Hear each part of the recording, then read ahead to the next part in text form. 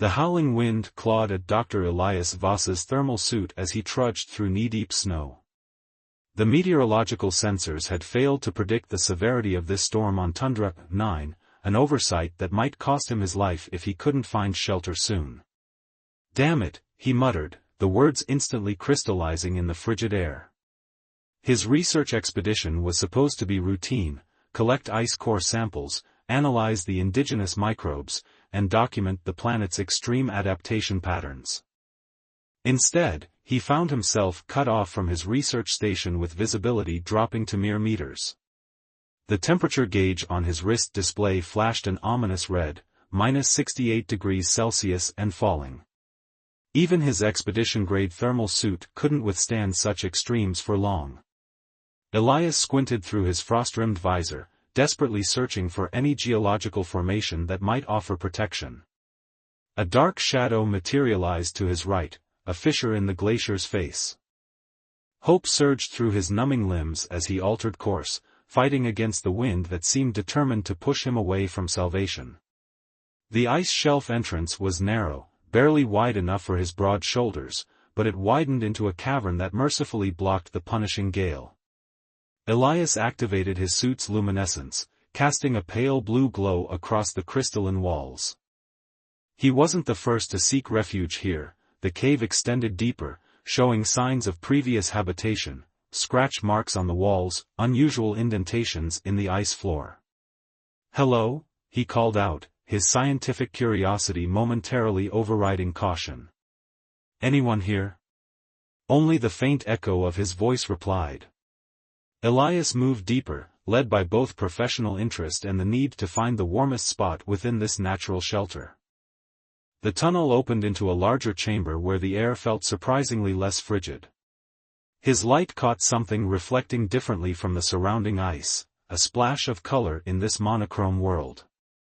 At first, he thought it was mineral deposits, perhaps some rare crystalline formation worth documenting. Then the form took shape, humanoid, but decidedly not human. "My God," he whispered, rushing forward. She lay curled against the cave wall, her emerald skin stark against the pale blue ice. What he had initially mistaken for red mineral veins was actually hair, or something like it, crimson tendrils spiraling from her head in elegant coils that seemed to move subtly even in her unconscious state. Her facial features were delicate, almost human-like, yet with pronounced angular cheekbones and slightly pointed ears. Elias checked his scanner. It detected faint life signs, but her body temperature was dangerously low, even for a species he couldn't identify. Without intervention, she would die within hours. "Hey," he said softly, kneeling beside her. "Can you hear me?" No response. Her breathing was shallow, skin taking on a darker, mottled appearance at the extremities, a sign of severe hypothermia in many species. Ethical protocols dictated non-interference with sentient alien life, but basic human decency demanded action. Elias made his decision. He removed his outer thermal layer and wrapped it around her slender form, then engaged his emergency heat pack. The xenobiologist in him noted her unusual physiology as he pulled her against his chest, lighter than a human of similar size, skin texture strangely smooth despite its alien appearance. When her eyelids fluttered open, Elias found himself staring into irises of deep amber that seemed to glow from within. Recognition flickered in those inhuman eyes, followed by fear, then desperate hope. "You saved me," she whispered in perfect standard English, her voice melodic despite its weakness. Before Elias could respond, she pressed a trembling hand to his chest, directly over his heart. A sensation like electric fire shot through him, warm, intense, but not painful. Golden light pulsed between her fingers and spread across his torso in glowing tendrils. "What are you?" he began, but the words died as energy suffused every cell in his body. For a split second, he felt connected to something vast and ancient, glimpsed fragments of memories not his own, tasted emotions both alien and familiar. Then she collapsed back into unconsciousness, but something had fundamentally changed. Elias could feel her presence in his mind, faint but unmistakable, like a new sense he'd never known he was missing. He gathered her into his arms, suddenly certain of two things: the storm had abated enough for him to return to his research station, and whatever had just transpired between them was irreversible. "I've got you," he murmured, unsure if she could hear him but feeling compelled to speak nonetheless. "You're safe now." As he carried her from the cave, the alien woman's crimson tendrils curled gently around his wrist, unconsciously seeking contact, and Elias Voss knew his life's work had just become infinitely more complex. 3 days had passed since Elias brought the alien woman to his research station. The compact facility, designed for a 2-person xenobiology team, felt simultaneously too small and too empty as he monitored her recovery in the medical bay. His research partner, Dr. Talia Moore, wasn't due back from the main settlement for another week, leaving Elias alone with his mysterious patient, and the growing strangeness within himself. The alien woman's condition had stabilized, her emerald skin regaining a healthier luster. Elias checked her vitals again, marveling at how her physiology defied conventional medical parameters.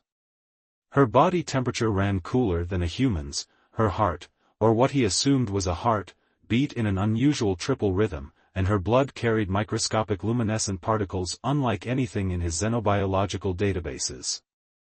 "You're fascinated by me," came a melodic voice, startling him from his observations. Elias looked up to find her amber eyes open and alert, studying him with equal curiosity. "You're awake," he said, relief flooding through him. "How do you feel?"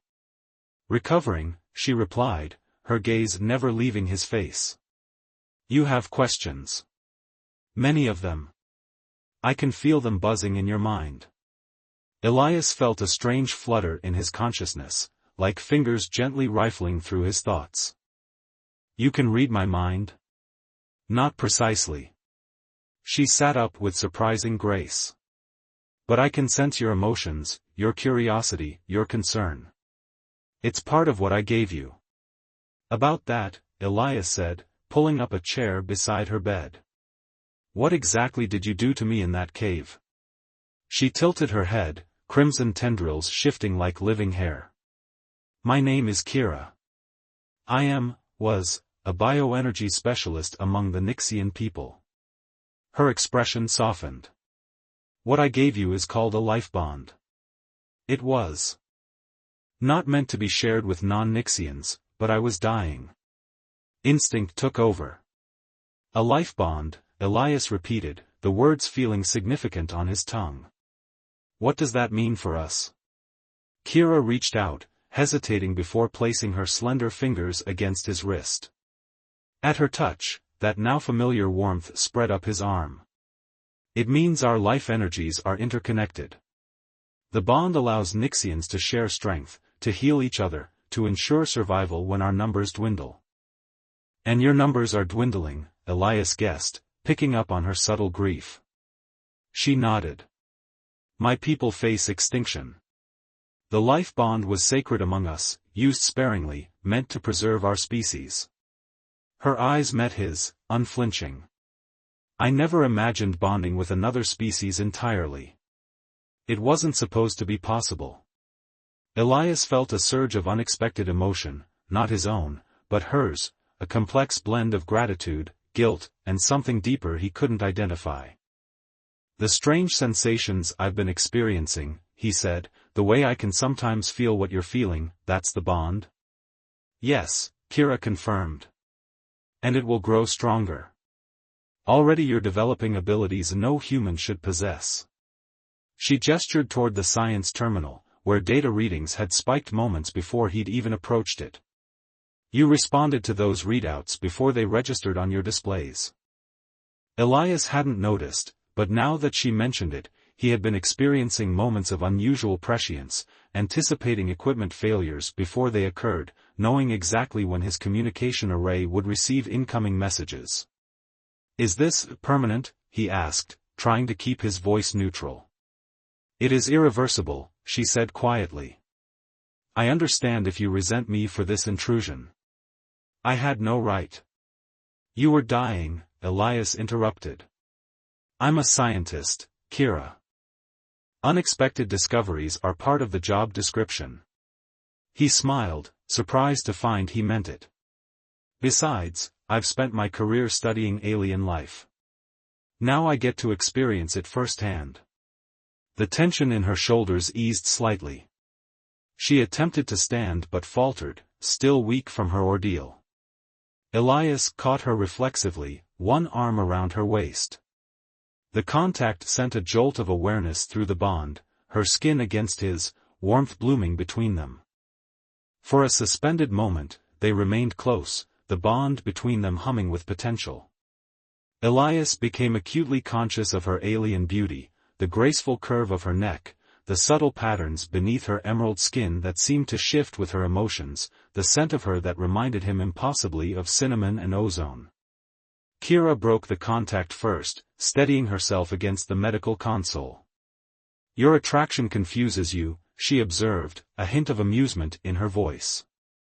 "Is it so strange to find beauty in difference?" "It's not that," Elias said, feeling his face warm. "It's just unexpected. And professionally complicated." "Life rarely conforms to professional boundaries," she replied. Her expression grew serious. "There's something else you should know, Elias Voss. I didn't come to this planet by accident. I was fleeing." "From what?" "From those who would use my people's abilities as weapons." Her amber eyes dimmed. "The same forces that drove us to near extinction. They tracked me here, and they won't stop searching." Alarm rippled through Elias, both his own and hers, amplified by their connection. "Are you saying I'm in danger now too?" "We both are," Kira confirmed. She reached for his hand, and this time the contact felt deliberate, almost possessive. "But we're stronger together than apart. The bond ensures that." Elias should have felt trapped by this revelation, but instead he experienced an unexplainable certainty, that finding her in that storm was no accident, that their paths were meant to converge. "Then we'll face it together," he said, surprising himself with his resolve. "But first, you need to tell me everything about the Nixians, about this bond, and about who's hunting you." Kira's crimson tendrils curled with apparent pleasure. "I see now why the bond chose you, Elias Voss. Your mind seeks understanding even when faced with danger." Her fingers intertwined with his, the touch sending ripples of shared consciousness between them. "But knowledge brings responsibility. Once you know my people's secrets, there's no returning to the life you had before." "I think that ship has already sailed," Elias said, gesturing between them. "Show me everything, Kira." As she smiled, Elias felt the bond between them pulse with anticipation, and beneath it, a current of desire neither of them had anticipated, but that neither could deny. The main door to the research station hissed open, sending Elias and Kira scrambling apart. They had spent the past 3 days in an intimate dance of knowledge exchange, Kira teaching Elias about Nixian culture while he helped her understand human ways. Their growing connection made it easy to forget the danger lurking beyond their temporary sanctuary. "Elias? You here?" Dr. Talia Moore's voice echoed from the entryway, a week earlier than expected. In the lab, Elias called back, hurriedly helping Kira adjust her borrowed clothes, standard-issue thermal wear that hung loosely on her slender frame. Talia appeared in the doorway, her dark hair crusted with ice crystals, expression grim. She stopped short at the sight of Kira, eyes widening. "I see you've been busy while I was gone." "This is Kira," Elias said simply. "I found her during the storm." "A survivor from another research team?" Talia asked, clearly noting Kira's non-human features. "Not exactly." Elias felt Kira's tension through their bond and instinctively moved closer to her. "It's complicated." Talia's eyes narrowed as she took in their proximity, the protective stance Elias had unconsciously adopted. "Well, you'll have to uncomplicate it quickly. We've got company on this rock, the bad kind." "What do you mean?" Elias asked, though the dread pulsing through his bond with Kira suggested she already knew. Quantum Dynamics Corporation ships landed at the main settlement yesterday. Not scientists, military contractors. Talia shrugged off her outer gear. They're asking questions about unusual energy signatures detected during the storm. Offering rewards for information. Her gaze fixed on Kira. Something tells me they're looking for you. Kira's amber eyes dimmed. They found me faster than I anticipated. Who exactly is they? Talia demanded. The people who enslaved her species, Elias answered before Kira could. The bond between them flared with shared anger and fear. We need to keep her hidden. Talia looked between them, registering their unusual synchronicity. Elias, what have you gotten yourself into? I saved her life, he said simply. And now we're connected. Connected, Talia repeated flatly. That's why you're finishing each other's sentences and moving in tandem? That's not normal, even for you and your xenofascination. It's a biochemical bond, Kira explained, her tendrils coiling tightly against her scalp, a sign of distress Elias had learned to recognize. A sacred connection among my people. Talia ran a hand through her frost-stiffened hair. Great. The corporate mercenaries on our doorstep aren't looking for just any alien, they're looking for you specifically, and my research partner is somehow psychically married to you. It's not marriage, Elias protested, though the bond pulsed warmly at the comparison. I monitored their communications, Talia continued, ignoring his objection. They're setting up search grids. This station will be in their sweep path within 3 days. Kira moved forward, her movements fluid despite her lingering weakness. Then I should leave. Draw them away from here, from you. No, Elias said sharply, the mere suggestion causing physical discomfort through their connection. The bond. We can't be separated by that much distance. Not yet. The intensity of his reaction surprised even him. The thought of Kira leaving produced an almost visceral pain, a yearning that transcended mere physical attraction. He glimpsed Talia's concerned expression but couldn't bring himself to care about how his behavior appeared. I'll gather supplies, Talia said finally. And scrub the station records of any evidence. You two should. She waved vaguely between them, figure out your next move. After she left, Kira approached Elias, her slender fingers tracing the line of his jaw. Your concern touches me, but she's right to be worried. The bond is affecting your judgment. Is it? Elias caught her hand in his. Or is it just showing me what matters? Her amber eyes searched his. Among my people, the life bond eventually leads to complete union, physical and spiritual. It was never meant to join different species. And yet here we are, Elias said, pulling her closer. Through their bond, he felt her desire mirror his own, a hunger neither of them had anticipated when she first placed her hand over his heart in that ice cave. If we complete the bond physically, Kira whispered, there's no telling how it might change you. It could accelerate the transformation already beginning within your cells. Elias traced one of her crimson tendrils, watching as it curled around his finger in response. I'm already changing, Kira. I feel it every day, new awareness, new sensations. His voice lowered. And this pull between us.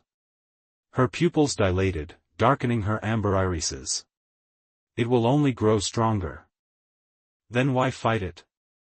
Elias asked, his lips now inches from hers.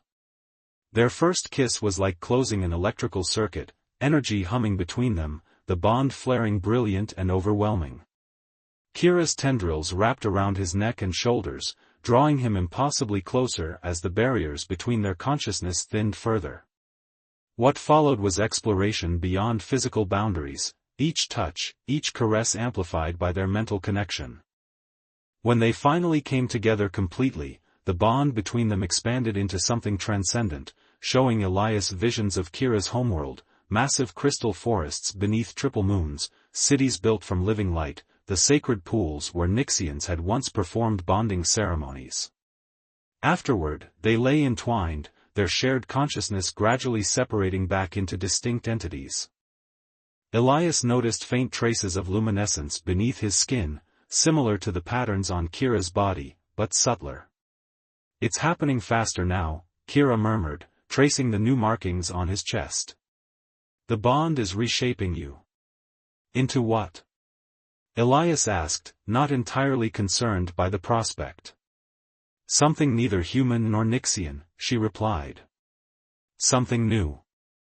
That night, as Kira slept beside him, Elias dreamed her memories, the fall of her civilization to corporate raiders who discovered the Nixians' bioelectric abilities could power weapon systems, the desperate escape of the last survivors, her mission to find a safe haven. In the dream, he saw strange symbols etched into ancient stone, felt the weight of prophecy and destiny. He woke to alarms blaring throughout the station and Talia pounding on their door. "They've accelerated their search pattern," she shouted. "They'll be here by dawn." The hunt had begun. Dawn painted the frozen landscape in hues of lavender and pale gold as Elias and Kira fled across the glacier fields. Behind them, the research station had been hastily abandoned, with Talia heading in the opposite direction to create a diversion. The bitter cold bit into Elias's exposed skin, but the changes accelerated by his union with Kira had made him surprisingly resistant to Tundra 9's punishing environment.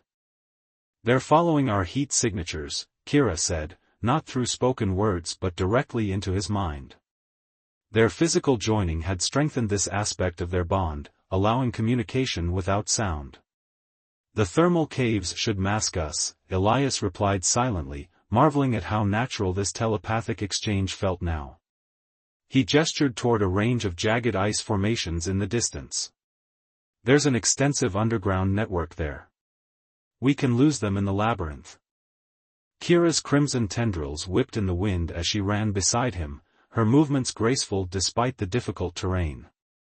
Through their bond, Elias sensed her growing strength, and her fear, not for herself, but for him. "I never meant to drag you into exile," she projected, her mental voice tinged with regret. "I'm a xenobiologist who's becoming partly alien himself," Elias responded with grim humor. "This is professionally fascinating, if somewhat extreme fieldwork." A distant whine of engines cut through the howling wind. Quantum dynamic search vehicles were closing in, sleek, militarized hovercraft designed for polar conditions. "We need to move faster," Kira urged, her amber eyes scanning the horizon. Elias felt a sudden surge of energy flow from her into him through their bond, her sharing her natural speed and agility. His muscles responded instantly, allowing him to match her pace as they sprinted across the snow. They reached the ice formations just as the first hovercraft crested a ridge behind them. Ducking into a narrow fissure, they descended into darkness, guided by the faint bioluminescence now emanating from both their bodies. The cave system opened into a sprawling subterranean network warmed by geothermal vents. Steam rose from pools of mineral-rich water, creating an otherworldly environment where bizarre ice formations twisted like abstract sculptures. "We should be safe here temporarily," Elias said aloud, his voice echoing softly. "The mineral content in these walls will block their scanners." Kira moved to a nearby pool, kneeling to examine the water with evident surprise. "These minerals, they're similar to those in the sacred pools of my homeworld." Her expression grew distant. "It can't be coincidence." "What do you mean?" She turned to him, her face solemn. "There's something I haven't told you, something I wasn't certain of until now." She took his hands in hers, the touch sending sparks of connection between them. "The complete truth about why I'm here, about what our bond truly means." Through their mental link, she showed him rather than told him, visions of ancient Nixian prophecies, carved into crystal monoliths by her ancestors.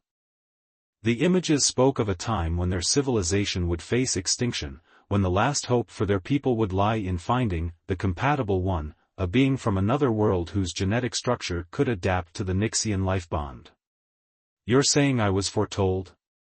Elias asked, struggling to comprehend the implications. The prophecy speaks of a world of ice, of a stranger with the capacity to carry our essence, Kira confirmed. For generations, we dismissed it as myth, until our scientists discovered certain genetic markers in other species that might be compatible with our own. When the corporations came, when we were hunted to near extinction, the ancient texts became our last hope. So you came to Tundra 9 deliberately, Elias realized. Not just fleeing, but searching.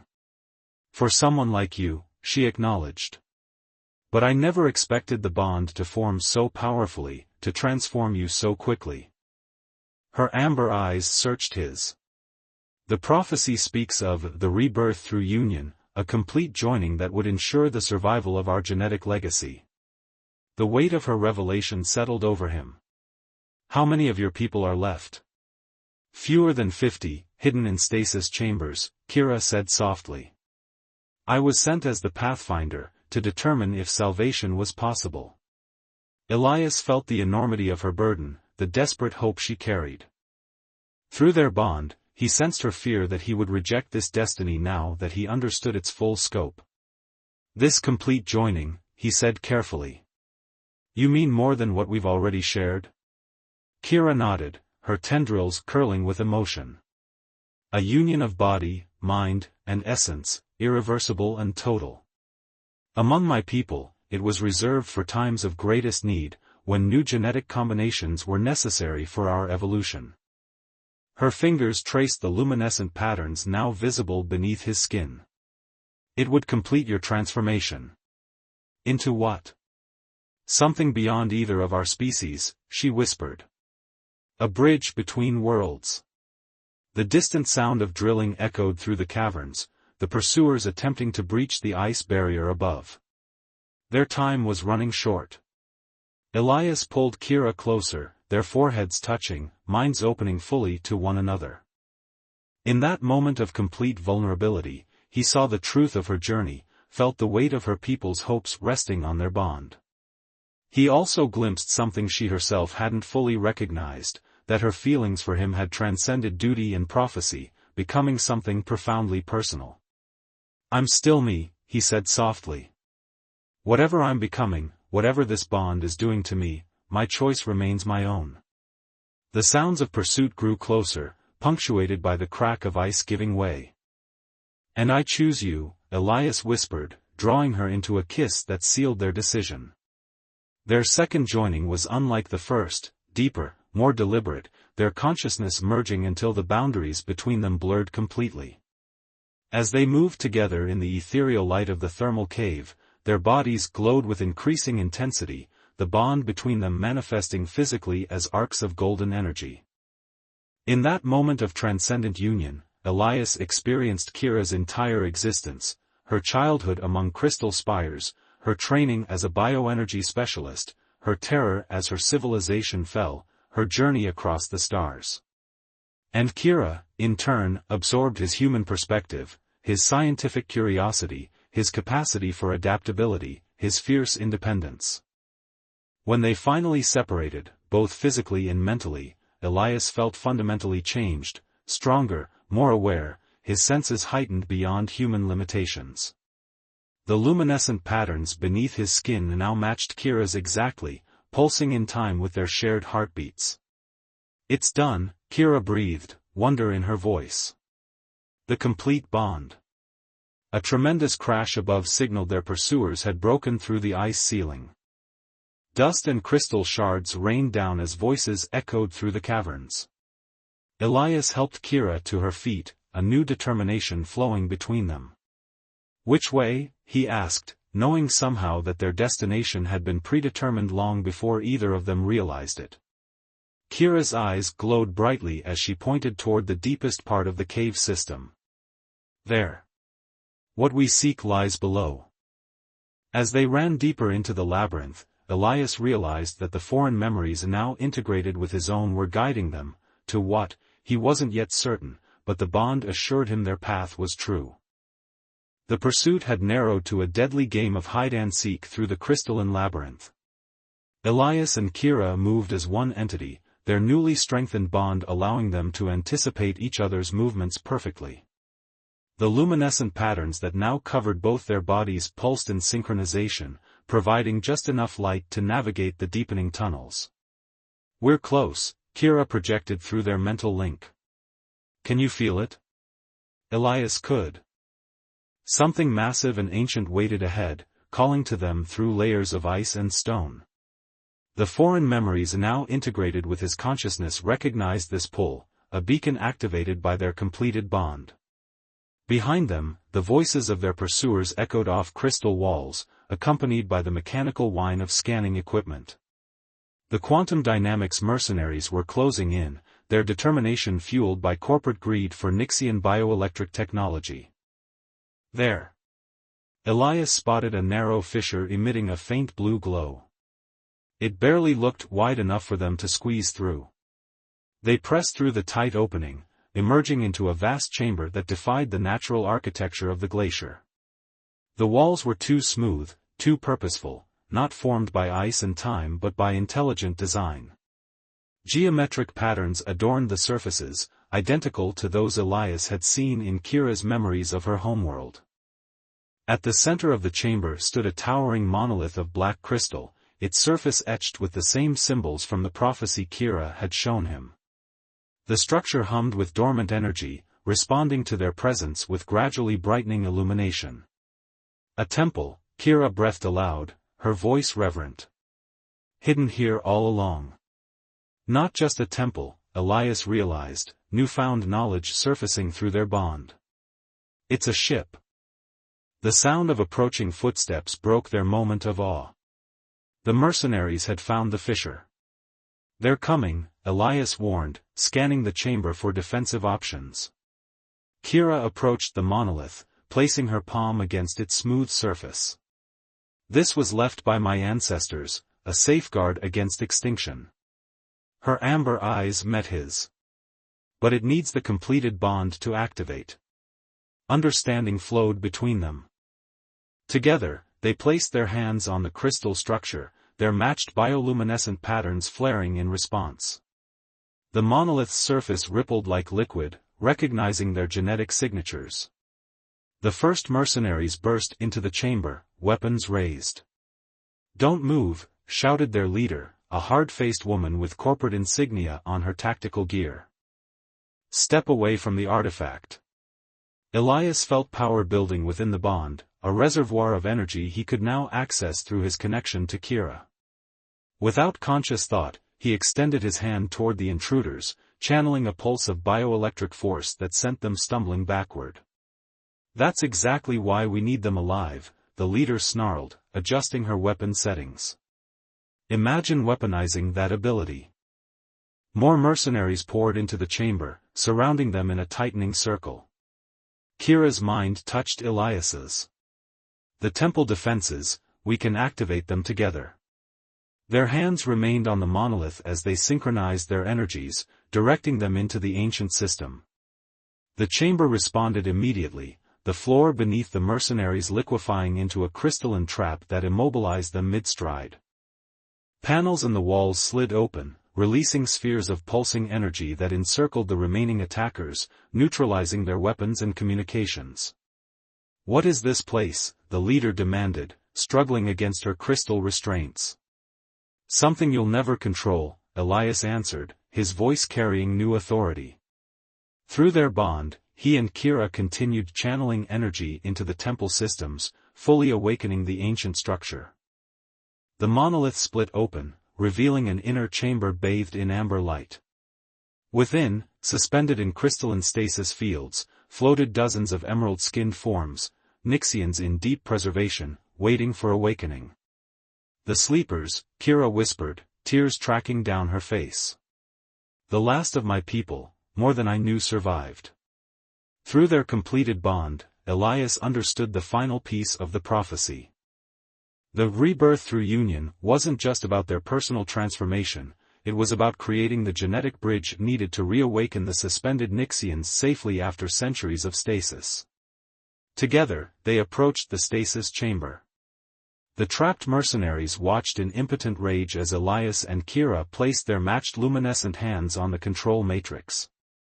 Life to life, they spoke in unison, the ritual words coming naturally through their shared consciousness. Essence to essence.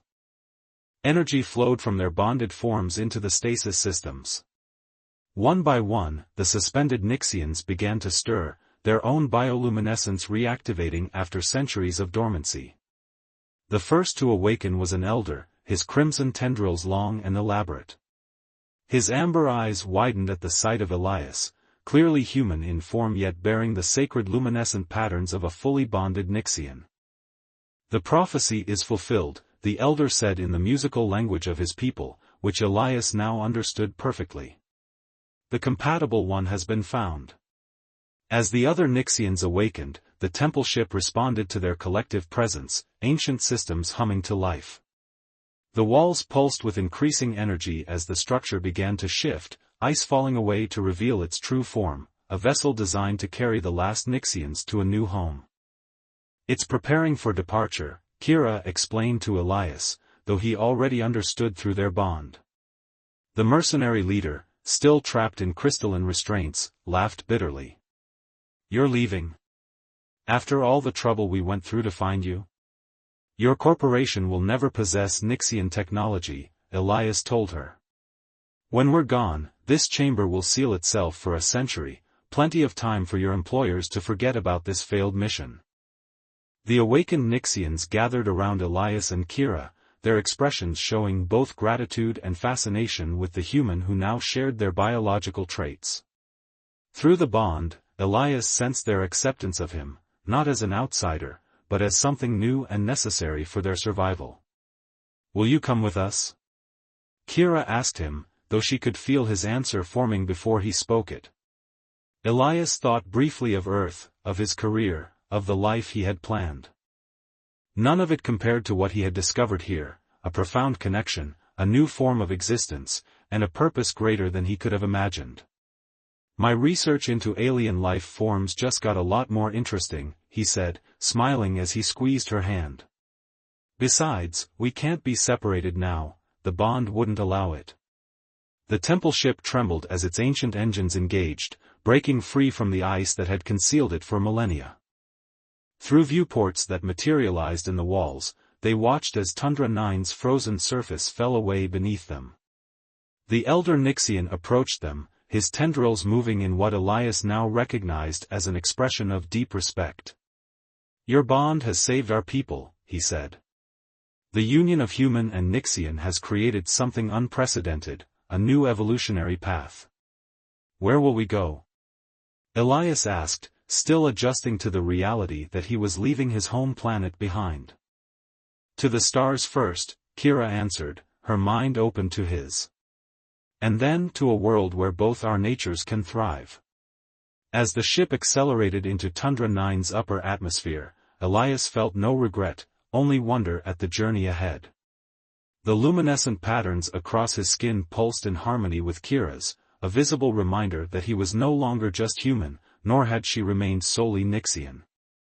Together, they had become something new, a bridge between worlds, the first of what might evolve into an entirely new species.